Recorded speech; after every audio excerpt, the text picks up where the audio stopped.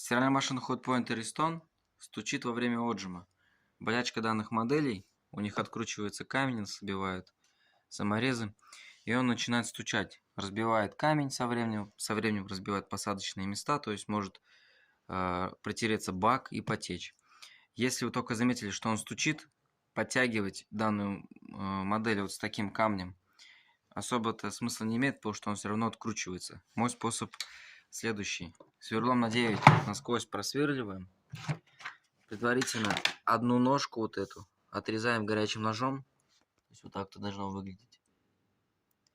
Дальше ставим камень и через шайбу здесь затягиваем камень на гайку. А эти места обратно на саморезы. Вот именно вот с таким камнем. Удачи, такой вот легкий ремонт.